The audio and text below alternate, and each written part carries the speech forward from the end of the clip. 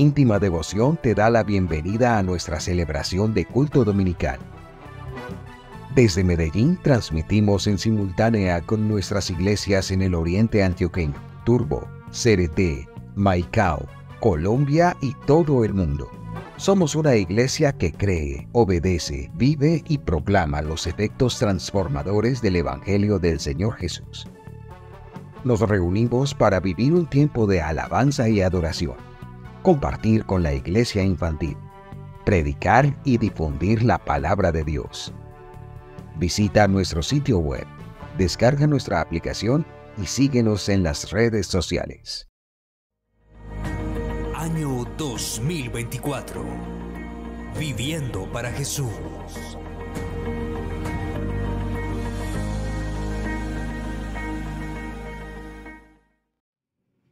Santo Evangelio según San Mateo, capítulo 8.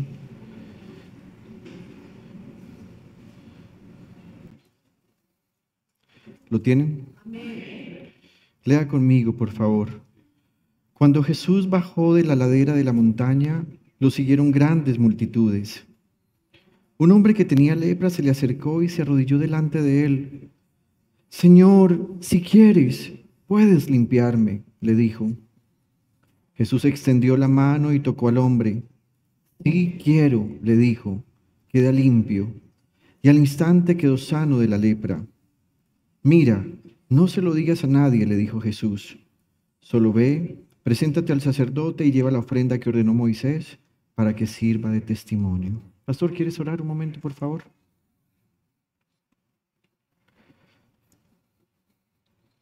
Bendito sea el Señor Dios Todopoderoso, que nos ha bendecido con sus preceptos y con sus mandamientos, y que ahora ha puesto su palabra como un tesoro invaluable en los labios y en el corazón de nuestro pastor, al cual has inspirado por tu Espíritu Santo para que nos traiga este alimento que sirve como sustento para que nuestra fe en este caminar, en este desierto, no vaya a flaquear. Señor, ayúdalo con la fluidez que le has ayudado, con la claridad con la que trae tu palabra, de manera que nosotros podamos abrigar estos dichos tuyos en nuestro corazón. En el nombre de Cristo Jesús, oro a ti, Padre bueno, por el poder del Espíritu Santo. Amén, amén y amén. Amén. Amén. Gracias. Siéntense, querida iglesia, por favor.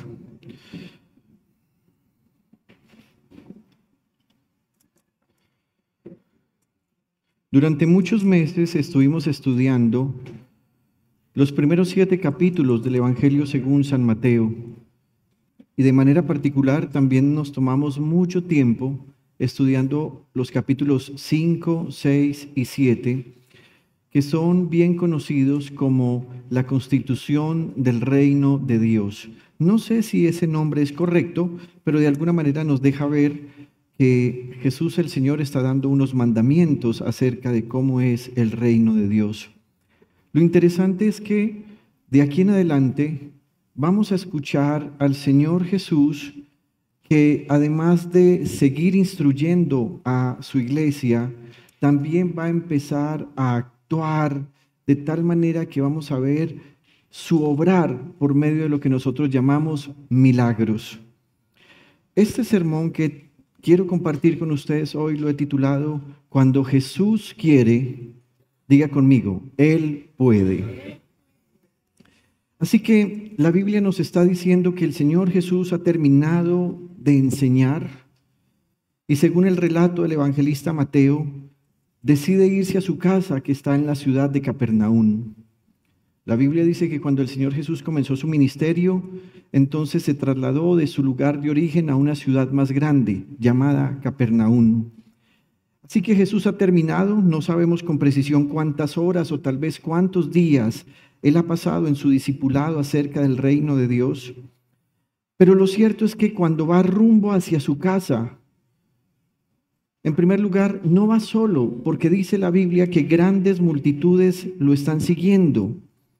Y aunque parece que ya ha terminado su servicio, aunque parece que ya se acabó el culto, en el plan del Señor había algo más que hacer. No era momento de ir a descansar todavía, se presentará ante el Señor una situación que requiere de su intervención.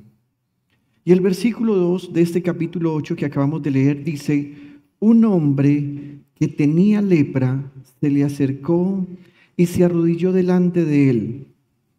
Señor, si quieres, puedes limpiarme, le dijo. Y me gustaría que entendiéramos por qué con regularidad todos los evangelistas nos narran acerca del ministerio del Señor Jesús, que había una constante, y es que con regularidad la gente necesitaba sanidad y Jesús, el Señor, hacía diferentes sanidades porque eran diferentes enfermedades para diferentes personas. Y Jesús en todas de manera constante intervino. ¿Por qué ocurría esto? Resulta que en la época del Señor Jesús había una situación dramática. Judea, que es la zona donde el Señor Jesús hizo presencia, vivía una tremenda crisis sanitaria. No había agua potable, la alimentación era mala, no había acceso a los servicios de salud, la gente no contaba con EPS ni había IPS cercanas. Además, había un alto nivel de pobreza. También intervenía en la salud de la gente el efecto del clima. Algunas veces calores fuertes que de un momento a otro se trasladaban a grandes heladas, sobre todo en la noche. Y había otro elemento que era la falta de higiene. Esas eran las causas principales de esta realidad social en la época del Señor Jesús. La Biblia y otros escritos nos dicen que esta situación de salud pública era crítica y hacía que la población fuera vulnerable a enfermedades infectocontagiosas, que fuera vulnerable a las plagas, piojos, garrapatas, y también que fuera susceptible o vulnerable a problemas gastrointestinales. La población en general era susceptible a problemas respiratorios, a fiebre. Ustedes se han dado cuenta que la Biblia nos narra en varias oportunidades que el Señor se encontró con ciegos y con sordos. Y algunos piensan que tanta ceguera y tanta sordera podía ser inclusive porque tantas tormentas de polvo, tantas sequías y tantos insectos afectaban a las personas. Dios sabía eso. Y Dios por eso, en la ley que le entregó a Moisés, para que a la vez él la entregara a su pueblo, Dios dispuso una abundancia de leyes ceremoniales en cuanto al trato de los alimentos que podían comerse y los que no podían comerse.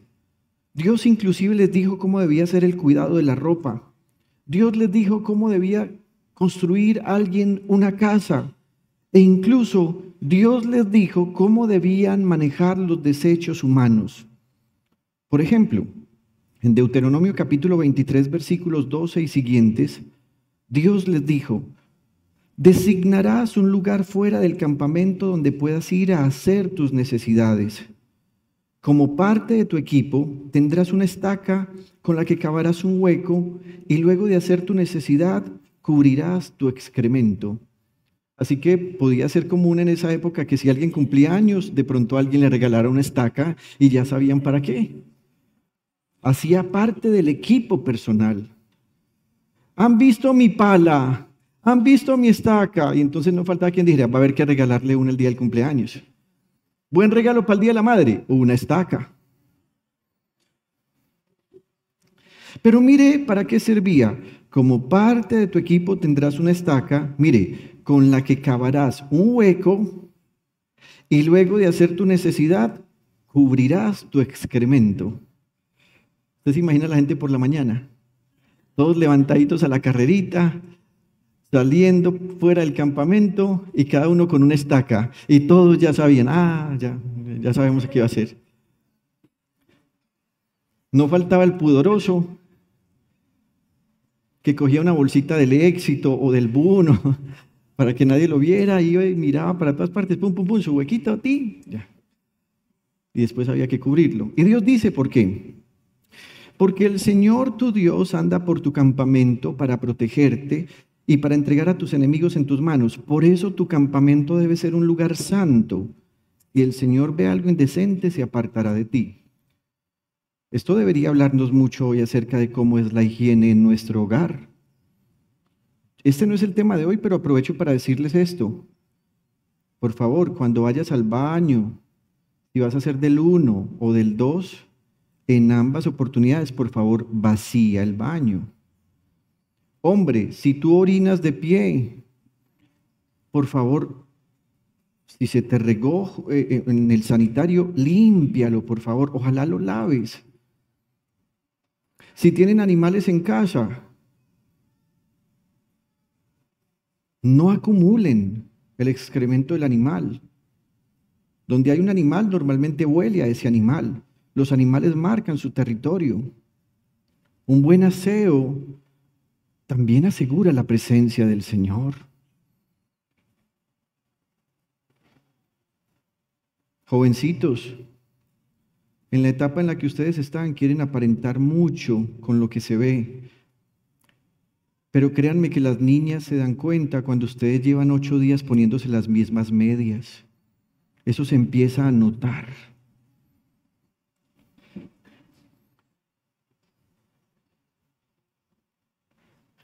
Pero esta realidad de falta de higiene hacía que además en la época del Señor Jesús hubiese tal vez la peor de todas las enfermedades. Y esa peor de todas las enfermedades era la lepra. Según el libro de Levítico, la lepra se presentaba con hinchazones en las articulaciones, también con llagas que se descomponían y supuraban, y además cuando la enfermedad llegaba a un estado avanzado, podía haber desprendimiento de la piel y de las articulaciones. En la imagen ustedes están viendo a una persona con un caso real de lepra. Ha perdido parte de su cuerpo por causa de esta enfermedad. Pero va a haber un asunto particular con esta enfermedad, y es que la Biblia nos indica que a diferencia de otras enfermedades en las que podía haber atención médica o incluso cuidados caseros, quien tuviera sospecha de lepra o convicción de ella, no era tratado por un médico, sino por la clase religiosa de Israel, que era la clase sacerdotal. Así que si alguien resultaba con lepra, no iba donde el doctor, tenía que venir donde el pastor. En Levítico capítulo 13, versículos 1 al 3, Dios les dijo esto a Moisés y Aarón. Cuando el hombre tuviera en la piel de su cuerpo hinchazón, o erupción, o mancha blanca, versículo 2, querido amigo, por favor. Cuando el hombre tuviera en la piel de su cuerpo hinchazón, o erupción, o mancha blanca, y hubiera en la piel de su cuerpo como llaga de lepra, será traído a Aarón, el sacerdote, o a uno de sus hijos, los sacerdotes. Y el sacerdote mirará la llaga en la piel del cuerpo. Si el pelo en la llaga se ha vuelto blanco y pareciere la llaga más profunda que la piel de la carne, llaga de lepra es. Y el sacerdote lo reconocerá y le declarará inmundo. Y al llegar acá nos debemos preguntar, ¿por qué debía ser llevado al ministro de Dios? ¿Por qué no era llevado al médico? ¿Por qué no era tratado como un asunto exclusivamente médico, sino como un asunto religioso? Tal vez hay muchas respuestas, sin embargo, una es la real. La lepra es sinónimo del pecado que hace inmunda a la persona. Así que cada vez que usted se encuentre en la Biblia con casos de lepra, lo que la Biblia en realidad está tratando de hacernos entender es que esa lepra es sinónimo de pecado. Quien tuviera esta enfermedad debía ser aislado de toda la comunidad de Israel. Ya no podía vivir en su propia casa, Por lo tanto, ya no podía vivir en el propio campamento mientras estaban en el desierto. Y si vivían ya en ciudades, no podía vivir en su propia ciudad. Tampoco estas personas podían buscar un tratamiento efectivo con el cual tratar la enfermedad. Simplemente debía esperarse que, así como llegó la enfermedad, de la misma manera debía irse. No como una sanidad en sí misma. Y ya veremos un poquitico esto más adelante. Otra característica que tenían los leprosos es que un leproso debía anunciar su enfermedad. A diferencia de muchas personas que ocultan su enfermedad porque no quieren el señalamiento social, el leproso tenía que ir gritando por todos los caminos para que la gente se apartara de él. La Biblia indica que además tenía que usar constantemente tapabocas. Debía vestirse con harapos para que la gente entendiera lo que estaba pasando y así se evitaba que otros fueran contagiados. Confirmemos esto. El Levítico capítulo 13, versículo 45 y 46 dice: la persona leprosa y llagada se vestirá de andrajos y andará con la cabeza descubierta y cubriéndose la boca gritará: impuro, impuro. Mientras la llaga permanezca en él, será impuro y vivirá solo y fuera del campamento. La palabra lepra en hebreo es zará. Y esa palabra zará significa golpe de látigo, por lo cual esta enfermedad era tenida como un azote de Dios. Diga conmigo, la lepra era un azote de Dios. Así que por favor imagínese un momento lo que conllevaba esta enfermedad. Aislamiento, y no solo aislamiento, sino vivir en soledad. No es que contratara a una persona o que viniera la mamá del enfermo a hacerle una sopita o la esposa, no, completamente solo. Debía vestirse de harapos, lo cual indicaba ahora que había una tremenda pobreza, no podía comprar buena ropa. Tapabocas permanente. Señalamiento social porque eran impuros, así que cuando alguien veía a un leproso inmediatamente decía: es impuro. No solo decía está enfermo, decía es impuro. También les mencioné que tenía que estar gritando su estado de impureza. La palabra hebrea era tamé, tamé. En español, impuro, impuro. Debía llevar la cabeza descubierta y así soportar el estado del clima. Imagínese usted uno con una enfermedad en la piel y tener que aguantarse el sol. Usted recuerda que cuando Jonás salió del vientre del gran pez, esos líquidos del estómago, esos ácidos lo quemaron y Dios hizo que creciera una planta y él sintió alivio mientras la planta estaba crecida, pero después Dios preparó un gusano, tocó la planta se secó y usted se acuerda lo insoportable que se le volvió la vida a Jonás, y eso no era lepra. Ahora imagínese a una persona leprosa. Pero también tocaba el corazón y la mente, porque una persona leprosa sentía y sabía que estaba siendo azotado por Dios. Y esta es la peor parte: ser tenido y sentir que se está azotado por Dios. Esta era la condición del hombre que se acercó al Señor Jesús. Ninguno de los evangelistas nos da detalles de cómo fue el momento previo al encuentro con el Señor Jesús. Si todo lo que la Biblia dice, este hombre lo cumplió, antes de encontrarse con el Señor Jesús, este leproso iba gritando: impuro, impuro. Pero pudiera ser también que hubiese guardado silencio para así no ponerle él mismo un obstáculo a lo que deseaba, encontrarse con el Señor. El estado de salud de este hombre lo había llevado a que fuera declarado impuro. Ya fuera que desde el primer momento en que la enfermedad empezó a aparecer se le declarara así, o ya fuera que no mejoró cuando estuvo en las etapas de aislamiento preventivo. Algunos leprosos no eran declarados inmundos o impuros de manera inmediata. tenían que pasar por observación durante algunas semanas.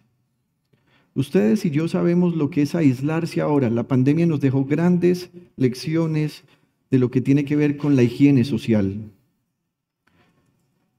Algunos todavía no entienden esto, así que están estornudando, griposos y moqueando y todavía quieren meterse con su familia, todavía quieren ir a hacer visita. No aprendieron la lección. Todavía no les importa contagiar a otros. Pero en su gran mayoría, todos ahora medio sentimos que nos picó la garganta o un estornudo o que estamos moqueando y uno dice, no voy a ir a tal lugar. ¿O qué hace uno a lo sumo? Se pone el tapabocas, tratando de evitar contagiar a los demás. Pero resulta que en la época de la ley de Moisés, algunas personas todavía no sabían si estaban enfermas o no. Así que a esas personas había que aislarla por periodos de tiempo.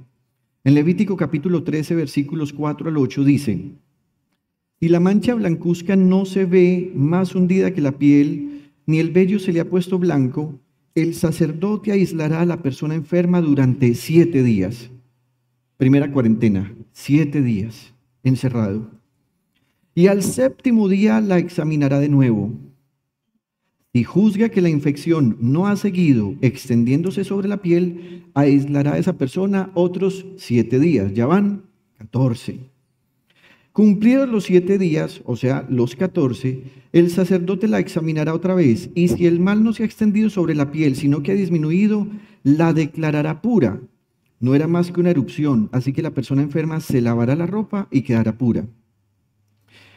Si la erupción se le sigue extendiendo sobre la piel, es decir, después de los 14 días, luego de haberse presentado ante el sacerdote para su purificación, la persona enferma tendrá que volver a presentarse ante él. El sacerdote la examinará y si la erupción se ha extendido sobre la piel, declarará impura a esa persona, pues se trata de una enfermedad infecciosa. En todo caso, este hombre del que nos está contando el evangelista Mateo ya estaba diagnosticado. Él no estaba en etapa de sospecha. Él ya estaba diagnosticado y la única esperanza que había tenido ya se había desvanecido. ¿Cuál esperanza? Que así como la enfermedad había llegado como un azote de Dios, ella también se fuera como una muestra del perdón de Dios. La Biblia nos muestra la historia del llamado de Dios a Moisés. Y en esa historia se nos va a mostrar que Dios hará señales delante de Moisés como un testimonio para que él crea que ha sido enviado por Dios y para que después le demuestre al pueblo que ha sido enviado por él. Y una de esas señales tenía que ver precisamente con la lepra. De esa historia podemos inferir que tanto la aparición de la enfermedad, es decir, la lepra, como su desaparición son asuntos de intervención exclusiva de Dios. Vaya por favor conmigo un momento a Éxodo capítulo 4, versículos 5 al 7. Dios le dice a Moisés, esto es para que crean que yo el Señor, el Dios de sus padres, Dios de Abraham, de Isaac y de Jacob, me he aparecido a ti. Y ahora, ordenó el Señor, llévate la mano al pecho. Entonces él se la metía entre su ropa. Moisés se llevó la mano al pecho. Y cuando la sacó, la tenía toda cubierta de lepra y blanca como la nieve. Llévatela otra vez al pecho, insistió el Señor. Moisés se llevó de nuevo la mano al pecho y cuando la sacó, la tenía tan sana como el resto de su cuerpo. Diga conmigo, la lepra venía de parte de Dios y se iba de parte de Dios. Repito, observe cómo la aparición y desaparición de la enfermedad son un asunto exclusivo de Dios. Hay algunas otras historias en la Biblia que revelan esta verdad, pero me gustaría que por razones de tiempo miráramos solo una. La aparición y desaparición de la lepra como un asunto exclusivo de Dios también ocurrió con la hermana de Moisés. Algunas versiones la llaman María, otras versiones la llaman Miriam. La narración bíblica nos cuenta que un día María estaba murmurando con su hermano Aarón acerca de su hermano Moisés. El orden de estatura o de edad en esta familia era, María era la mayor, después nació Aarón y por último nació Moisés. Pero la Biblia dice que un día María fue donde Aarón, vení, te invito a un chocolate con pan y quesito. Y estaban allá comiéndose el chocolate con pan y quesito.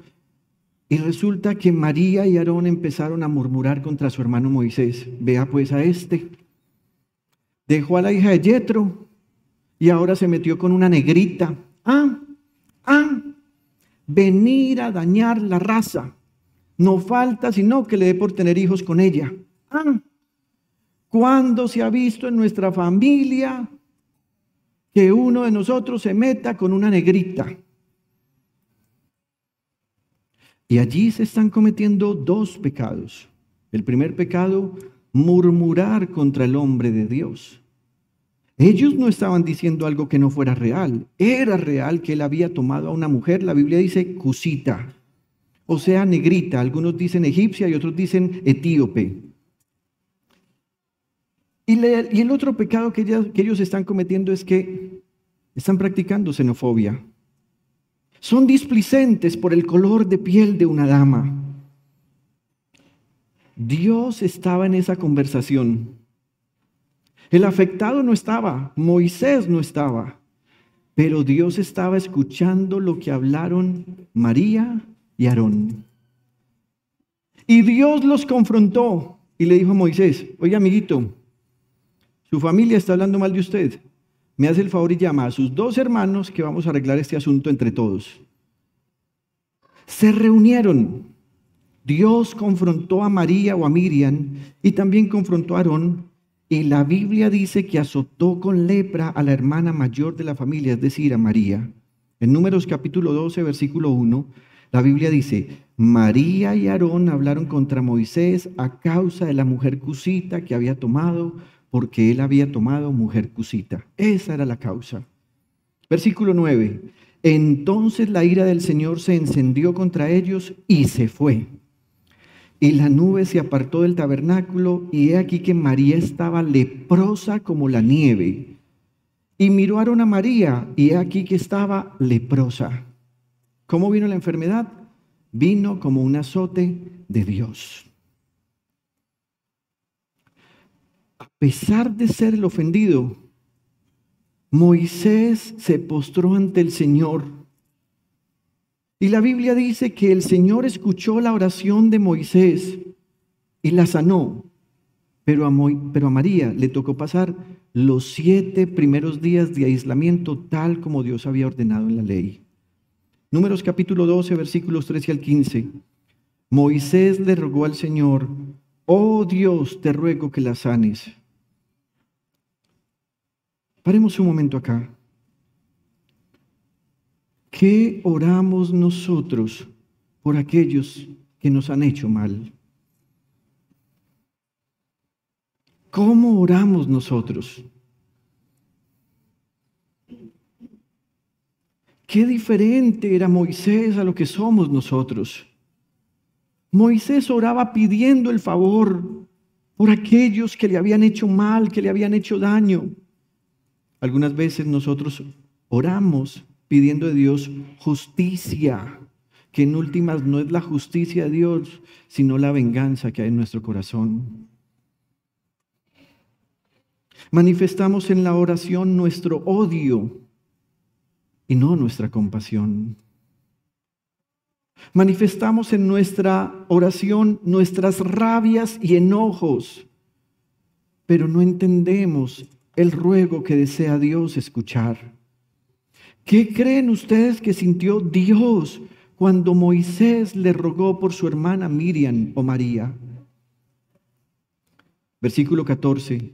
El Señor le respondió a Moisés, si su padre le hubiera escupido el rostro, ¿no habría durado su humillación 7 días? Esa era una costumbre en el antiguo tiempo. Si un papá quería humillar a una hija, ¡pum!, le escupía la cara. Y esa mujer quedaba inmunda y tenía que aislarse también durante 7 días. Y Dios dice, pero ¿sabe qué, Moisés? Le voy a conceder su oración, que se le confine 7 días fuera del campamento y después de eso será readmitida.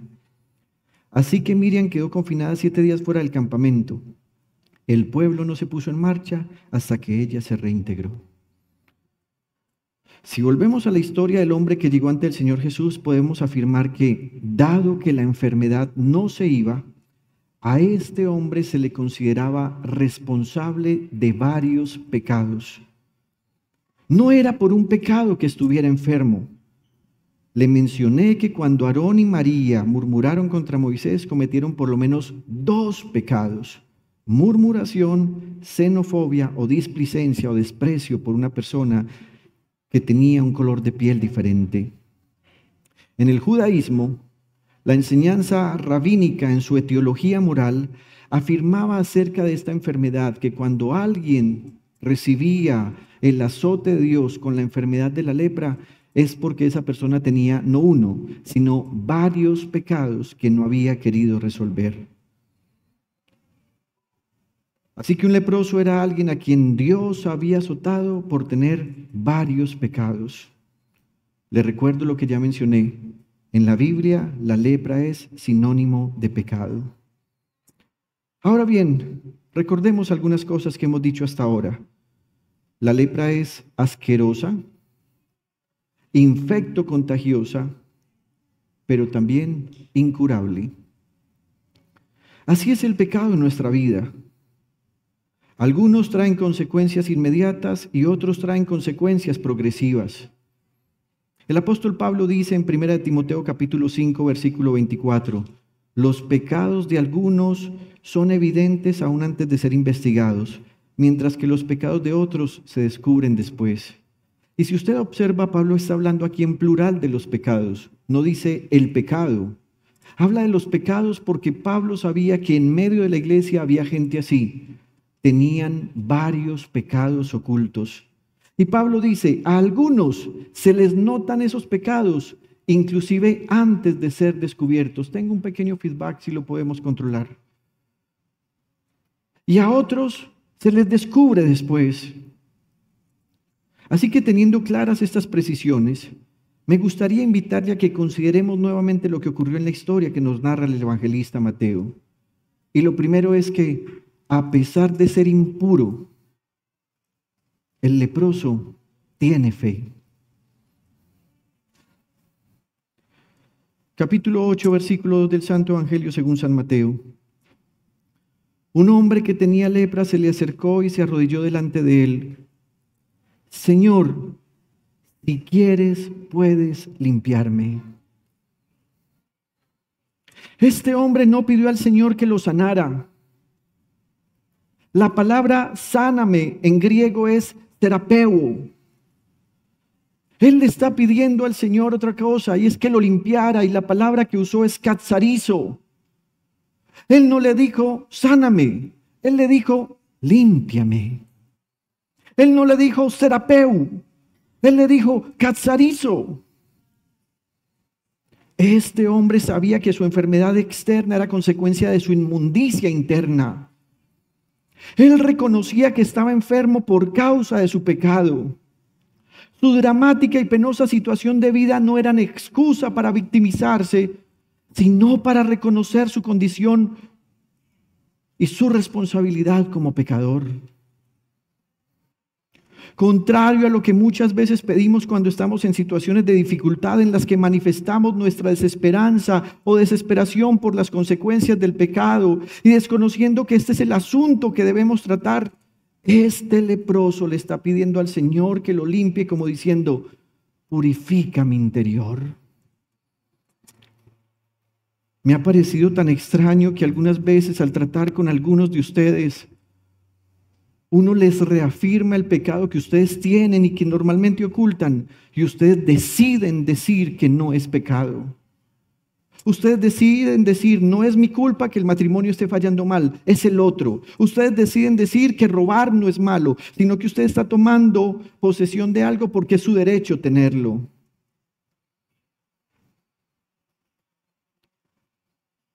Es también extrañamente curioso que de alguna u otra manera todos le tememos a las consecuencias del pecado.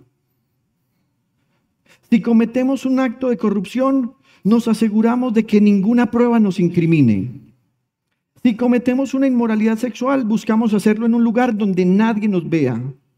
Si tenemos conversaciones por chat que consideramos subidas de tono, entonces las borramos.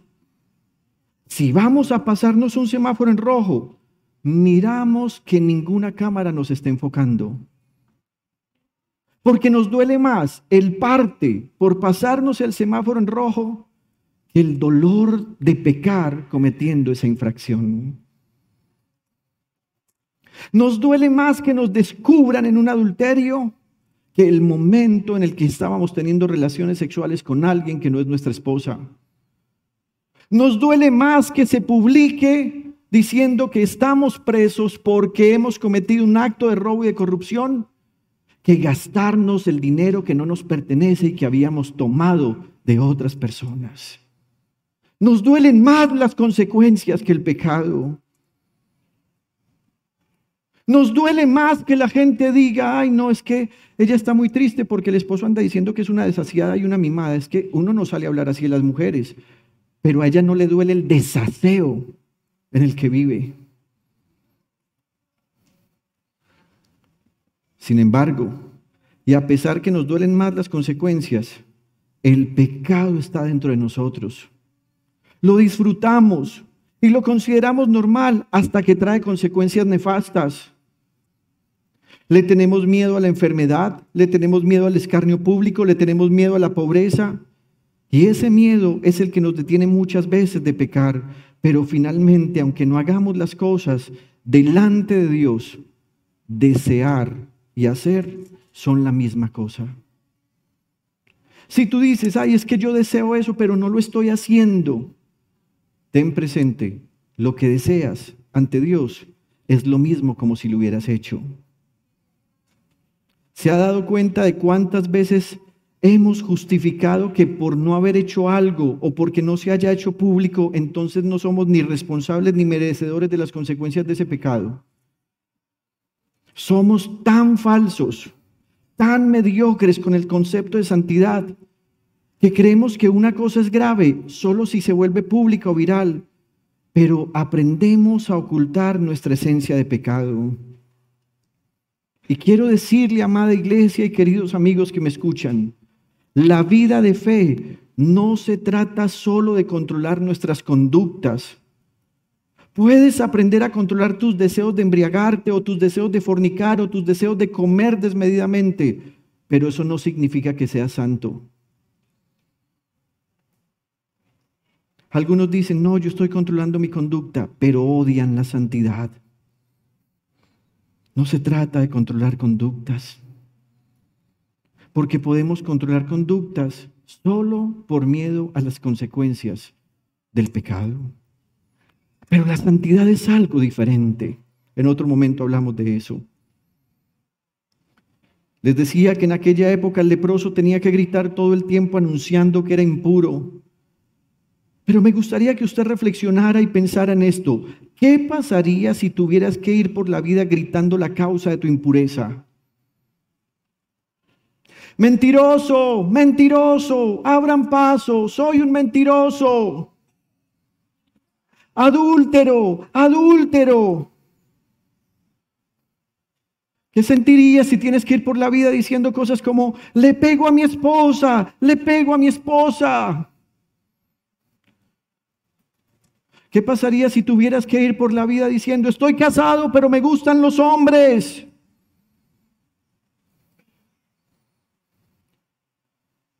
¿Cómo te sentirías si tuvieras que ir por la vida diciendo cosas como, rencoroso, rencoroso? O cosas que parecen mínimas, como celosa, celosa. O tal vez otras que nos cuesta reconocer, como perezoso, soy perezoso.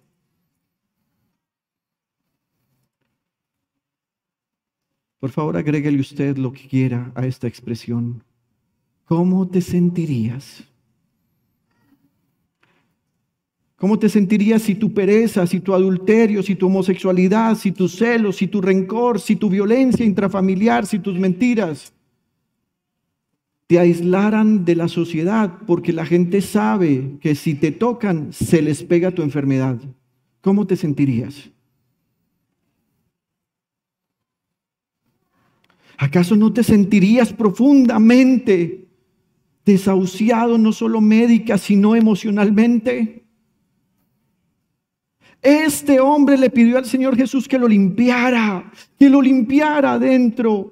No importaba si no sanaba en su piel. A él lo que le estaba martillando era su conciencia. Lo que él deseaba era ser puro. Y dije en este punto que este hombre tenía fe. Y debo agregar, y era una fe admirable, porque él sabía que su problema más importante en la vida no era su enfermedad, sino tener su comunión rota con Dios. Por causa de esta enfermedad, este hombre no podía ir a un templo, no podía ir a la sinagoga, no podía celebrar culto. Por causa de esta enfermedad, el sacerdote de vez en cuando aparecía en el desierto para volver a mirarlo, y lo miraba de lejitos para que el mismo sacerdote no fuera contagiado. Pero él no estaba en los cánticos de alabanza del pueblo. Él no presentaba ofrendas, él no escuchaba la palabra. No sabía cómo encontrar a Dios, porque si se sentía azotado por Dios, sentía que mientras la enfermedad estuviera en él, Dios no le escucharía. Usted recuerda lo que pasó con Miriam en el santuario. La Biblia dice, el Señor se fue y ¡pum! Ella apareció enferma. Si algo deseaba este leproso era sentir la aprobación de Dios otorgándole su perdón. Era volver al estado glorioso de la comunión con Dios y posiblemente como un efecto secundario, volver a la comunión con su pueblo. Pero este hombre de alguna u otra manera escuchó que Jesús estaba predicando el evangelio del reino y él dijo, ese no es un hombre cualquiera, ese es el Dios que se ha manifestado y se hizo hombre, y si él quiere, él puede limpiarme adentro, él puede quitarme el pecado.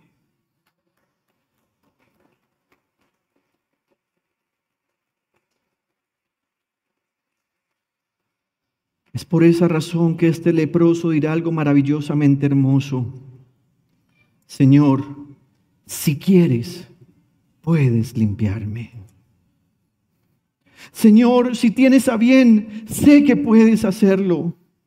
No tengo dudas de tu poder, no tengo dudas de tu capacidad. No estoy dudando ni siquiera que tú eres el Dios que ha venido a salvar a su pueblo. Por eso te pido esto pensando en que quieras. No te estoy pidiendo que si puedes, porque sé que lo puedes. Queridos hermanos, Jesús puede todo, todo. Jesús puede limpiar tus más secretos pensamientos de lujuria. Tal vez usted se acostumbró a vivir con secretos de lujuria, con pensamientos que aunque a usted lo perturban y que usted lucha por abandonar, no lo ha logrado. Jesús te puede limpiar. Jesús puede limpiar tus más secretas mentiras. Jesús puede limpiar tus rencores más internos. Jesús puede purificarte por completo. Preguntémonos entonces, ¿hemos orado como este hombre? Le hemos dicho que nuestro más grande deseo es la pureza interior.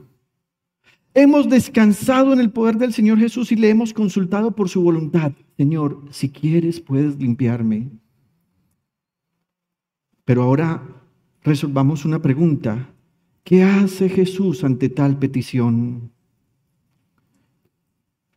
Versículo 2. Un hombre que tenía lepra se le acercó y se arrodilló delante de él. Señor, si quieres puedes limpiarme, le dijo. Jesús extendió la mano y tocó al hombre. Si quiero, le dijo, queda limpio. Y al instante quedó sano de la lepra. Tocarlo era romper todas las leyes ceremoniales frente a este asunto de la lepra. Era aprestarse al autocontagio. Era cargar con la enfermedad del leproso, pero también con su pecado. Quien tocaba a un leproso se hacía partícipe de su impureza. Y el Señor Jesús no solo lo tocó, el Señor Jesús también le respondió con las palabras que tienen eco eterno, las palabras más dulces, tiernas y que dibujan con letras la gracia y el amor del Dios eterno. ¿Saben qué le respondió Jesús? Sí quiero. Jesús sí quiere limpiarnos. Jesús sí quiere purificarnos. Él sí quiere que volvamos a la comunión con Dios e inclusive sí quiere sanarnos. Y no solo es que quiera, también es que puede y por su poder lo hace. Versículo 3, Jesús extendió la mano y tocó al hombre. Sí quiero, le dijo, queda limpio. Y miren lo que pasó. Y al instante quedó sano de la lepra. No fue una sanidad progresiva. No fue una sanidad de 7 días más adelante. No fue una sanidad para 14 días más adelante. Al instante. La respuesta del Señor tuvo 2 impactos. En primer lugar, le concedió al hombre ser limpio de su impureza moral y pecado. Y en segundo lugar, inmediatamente el hombre quedó sano de la lepra. Fue de manera inmediata, no por fases. Jesús puede perdonarnos y sanarnos de manera inmediata. Pero luego vino la orden del Señor. Versículo 4. Mira, no se lo digas a nadie, le dijo Jesús. Solo ve, preséntate ante el sacerdote y lleva la ofrenda que ordenó Moisés para que sirva de testimonio. Un momento. ¿Cómo así, Jesús? Tú acabas de hacer una obra maravillosa. Un hombre leproso ha sido completamente sanado. La gente lo vio porque dice la Biblia que cuando Jesús venía, grandes multitudes venían con él. Así que mucha gente presenció lo que está ocurriendo y Jesús le dice, no se lo digas a nadie. Solo ve, preséntate ante el sacerdote y lleva la ofrenda que ordenó Moisés para que sirva de testimonio. Sin embargo, el hombre no pudo evitar salir a contar lo que el Señor había hecho con él. ¿Te puedes imaginar esto? Sentir la experiencia de sanidad inmediata, pero sentir que esa sanidad inmediata fue el efecto de lo que ocurrió adentro. Soy puro, he sido perdonado. ¿Acaso no crees tú que él quería ir donde la suegra? Suegra, mírame. ¿Acaso no creen ustedes que él quería ir donde sus amigos con los que comía hamburguesa antes de su enfermedad? Muchachos, volví.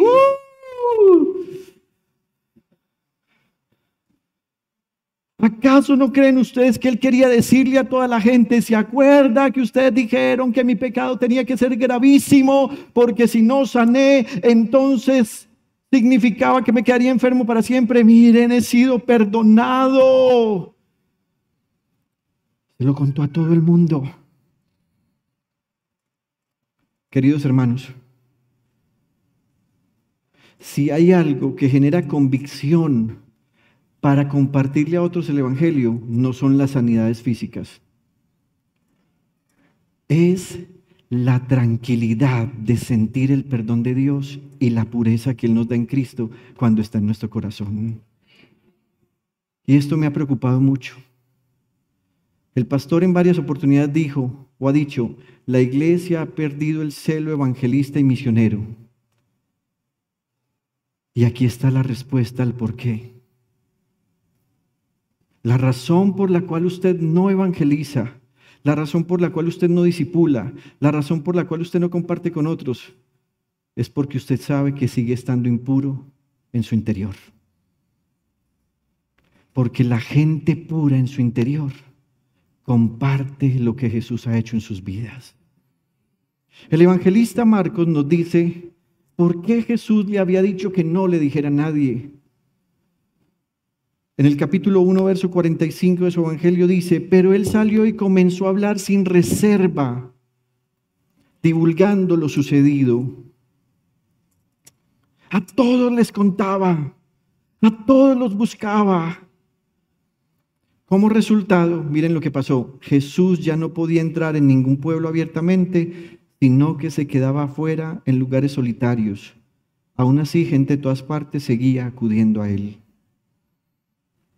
El Señor Jesús quería que este milagro no se divulgara porque Él deseaba seguir visitando cada pueblo para predicar el mensaje del reino de Dios.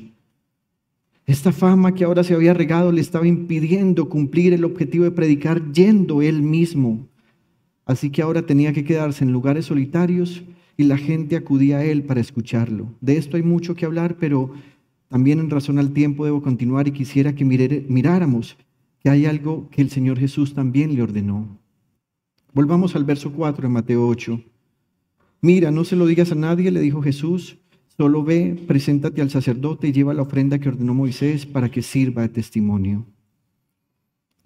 Así como en el libro de Levítico, Dios había instruido acerca de cómo diagnosticar la enfermedad y cómo hacer todo el proceso de aislamiento y expulsión de la comunidad. También Dios había dicho cómo hacer la declaración pública de sanidad de la enfermedad por medio de un modelo ceremonial que implicaba presentar una ofrenda que tenía características proféticas. Y me gustaría que en los próximos minutos usted prestara mucha atención a esto, porque fue Jesús el que le dijo: ve, preséntate ante el sacerdote y lleva la ofrenda que ordenó Moisés para que sirva de testimonio. ¿Cuál era esa ofrenda?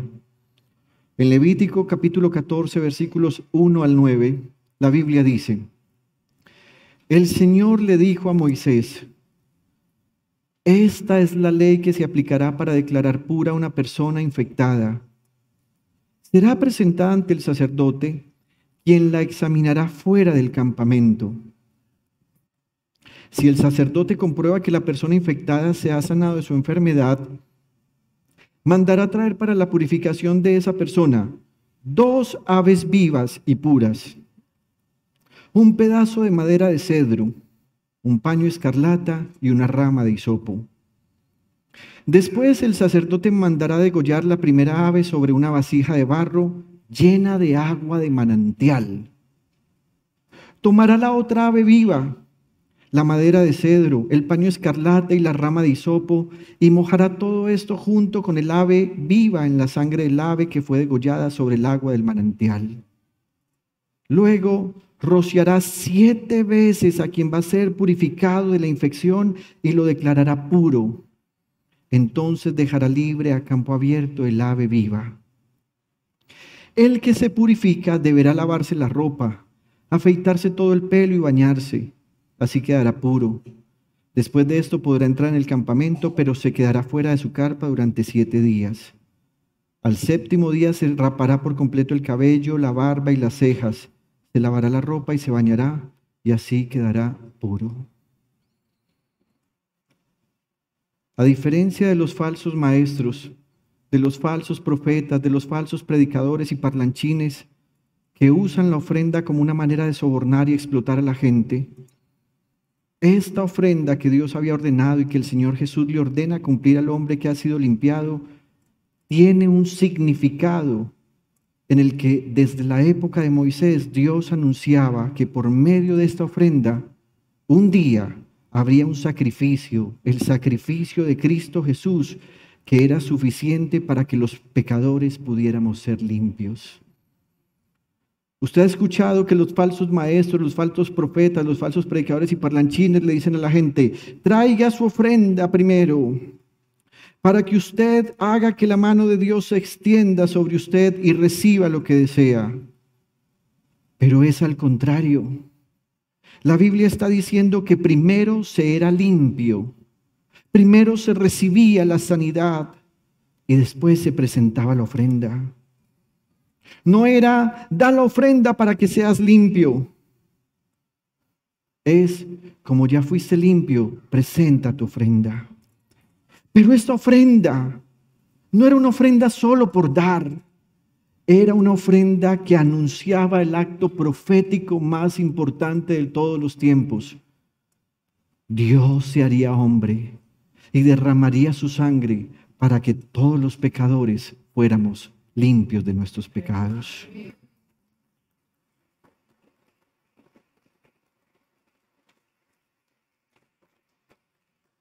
Creo que también vale la pena decir que muchos no ofrendan porque no han sido limpiados.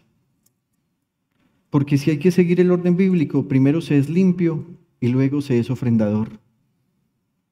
Porque muchos no ofrendan y es algo que no se les exige que hagan, porque es que la limpieza viene del cielo, la limpieza viene de Dios. Quien ha sido limpiado adentro no tiene problema en entregar la ofrenda. Pero preguntémonos además, ¿por qué esta ofrenda tenía tantos elementos? ¿Qué significaba cada elemento dado por Dios? Así que he hecho un listado para que recopilemos lo que decía la ordenanza acerca de la ofrenda. En primer lugar, 2 aves vivas puras. Una sería sacrificada y la otra sería dejada en libertad. El ave sacrificada representa al Hijo de Dios, quien ha sido sacrificado y quien derramó su sangre. Pero la segunda ave que queda viva y que es suelta para que vuele libre, representa al Espíritu Santo, quien nos sella como hijos de Dios para el día de la redención. Puede ser que usted no tenga un tatuaje en su piel, y ojalá nunca se haga un tatuaje para que no ofenda al Señor. Y si por desconocimiento se lo hizo en el pasado, no se haga nunca más otro tatuaje. No sea insensato y no ofenda al Señor. Pero aunque usted no lo vea, si usted ha sido limpiado con la sangre de Jesús, el Espíritu Santo ha puesto un sello sobre usted para que el día que Jesucristo regrese, usted sea arrebatado y se encuentre con Él en las nubes. Así lo dice el apóstol Pablo. Hemos sido sellados con el Espíritu Santo de la promesa. Pero también esta ofrenda llevaba un pedazo de madera de cedro. Y esta madera representa la corona de espinas y la cruz de madera en la que el Señor fue crucificado. También dice que debían tener un paño escarlata. Escarlata se traduce en otras versiones como grana o púrpura. ¿Acaso no le recuerda a usted este paño escarlata, ese manto que los soldados romanos le pusieron al Señor Jesús antes de su crucifixión? La Biblia dice que le pusieron un vestido de color escarlata, dicen unas versiones, otras dicen púrpura. Le pusieron la corona de espinas y lo golpeaban, pero también le decía, salve el rey. Y aunque fuera en burla, ellos sabían que él era alguien diferente. También la Biblia dice que la ofrenda tenía que tener una rama de hisopo. El hisopo era tenida como la más ruin de las plantas, según primer libro de Reyes, capítulo 4:33. ¿Y saben por qué? Porque el hisopo es capaz de crecer entre los muros. Y esto implica que la sangre es llevada a donde yo estoy y puedo limpiar cualquier parte de mi ser. Ese hisopo representaba que si mi pecado estaba en la parte más oscura y más oculta de mi ser, inclusive la sangre de Jesús puede llegar hasta donde yo tengo ese pecado bien oculto. Este es un ejemplo hermoso y profético de ser limpiados con la sangre del Señor Jesús, incluso en cualquier rincón de nuestra vida. La Biblia dice que esa sangre del ave que se degollaba tenía que ser mezclada con agua de manantial, es decir, agua viva, no estancada. Esta agua es la Biblia, es la palabra de Dios. Hay gente que dice, no, yo fui lavado con la sangre del Señor, pero no ha mezclado la sangre de Jesús con su palabra. Hemos sido insistentes en decir, lea diariamente, ordenadamente, fervientemente y alegremente. Cuando usted no lo hace, el sacrificio no está quedando completo. Pero después dice que había que amarrar el avecita viva a ese pedazo de madera de cedro con ese paño escarlata, con el hisopo, y había que meterlo en una vasija de barro donde estaba mezclada la sangre con el agua de manantial, y se metía la avecita allí. Los expertos en historia bíblica de Israel saben que la avecita quedaba completamente inundada, pero no metían su cabecita. de la cabeza hacia abajo, y la metían allí. Y dice la Biblia que el sacerdote tomaba esa avecita y con esa ave rociaba 7 veces al ex leproso.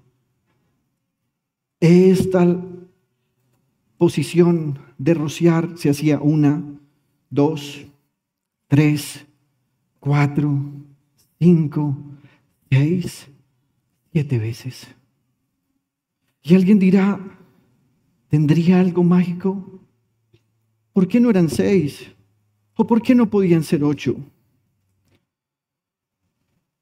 Rociar 7 veces anunciaba lo mismo que ocurrió con el Señor Jesús cuando su sangre fue esparcida en 7 momentos diferentes. Primero, cuando su sudor se volvió en sangre.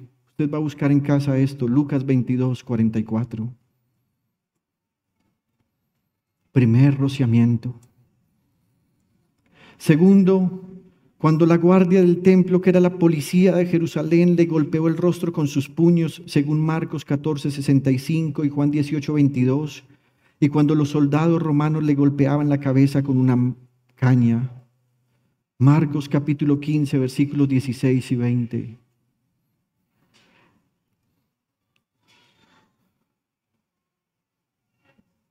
El tercer rociamiento anuncia cuando Jesús fue azotado con un azote romano.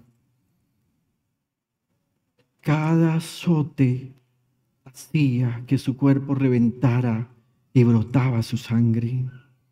Mateo 27, 26 y Juan 19, 1. Cuarto, la Biblia dice que le arrancaron la barba. Isaías capítulo 50, versículo 6.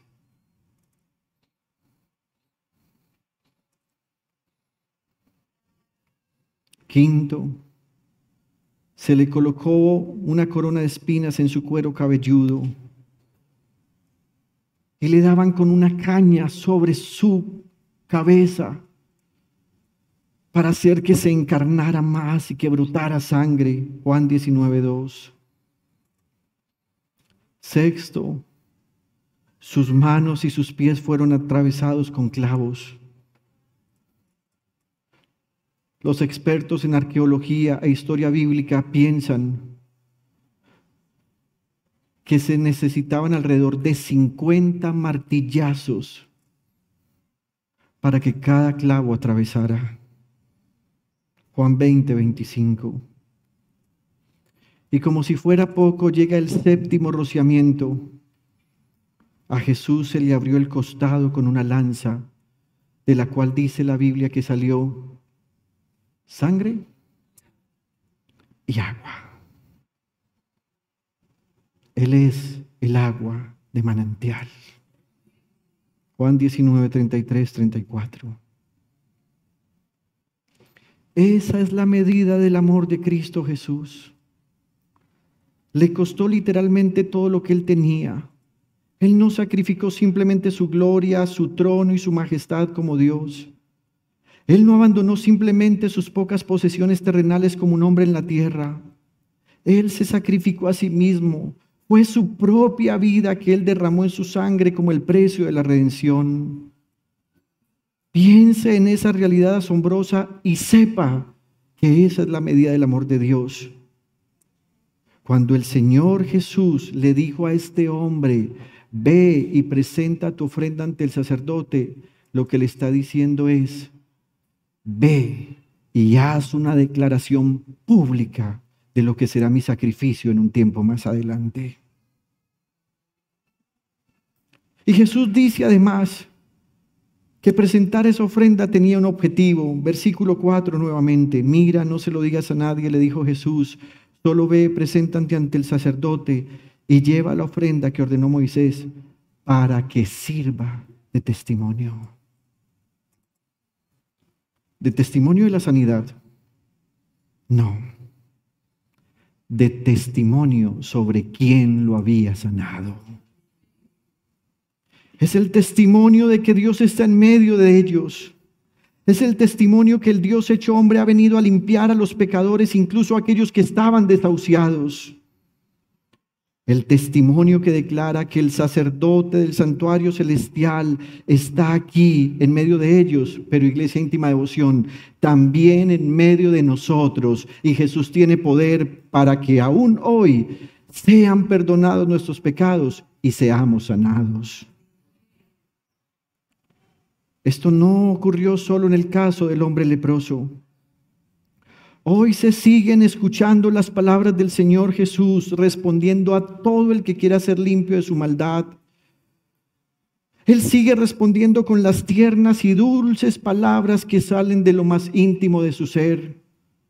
Querida mujer, tú que eres impura porque abortaste y nadie lo sabe, pero quieres ser limpia, hoy extiendo mi mano, te toco y te digo, si quiero, queda limpia. Querida mujer que durante años sostuvo a su familia en la prostitución y que te sientes impura todos los días y que inclusive por más profundo que hagas tu lavamiento cada mañana, sigues sintiéndote impura. Hoy está aquí Jesús y tú le puedes decir, si quieres puedes limpiarme, y Él te responderá, si quiero, queda limpia. A ti que convertiste infidelidad en un matrimonio y esto te llevó a perder todo lo que tenías, incluso el matrimonio mismo. Hoy Jesús está acá y si tú le dices, si quieres puedes limpiarme, hoy puedes escuchar la voz del Señor diciendo, aunque has ocultado profundamente esto, si quiero, queda limpio. Y termino con una pregunta. ¿Hay alguien en este lugar que quisiera pedirle al Señor que lo limpie? Si es así, Jesús esta mañana está acá y Él te permitirá escuchar su voz diciéndote, sí, sí quiero, queda limpio. Y al instante la lepra desapareció. Íntima Devoción te agradece por participar en nuestra celebración de culto dominical. Desde Medellín transmitimos en simultánea con nuestras iglesias en el oriente antioqueño, Turbo, Cereté, Maicao, Colombia y todo el mundo. Somos una iglesia que cree, obedece, vive y proclama los efectos transformadores del Evangelio del Señor Jesús. Nos reunimos para vivir un tiempo de alabanza y adoración, compartir con la iglesia infantil, predicar y difundir la palabra de Dios. Visita nuestro sitio web, descarga nuestra aplicación y síguenos en las redes sociales. Año 2024. Viviendo para Jesús.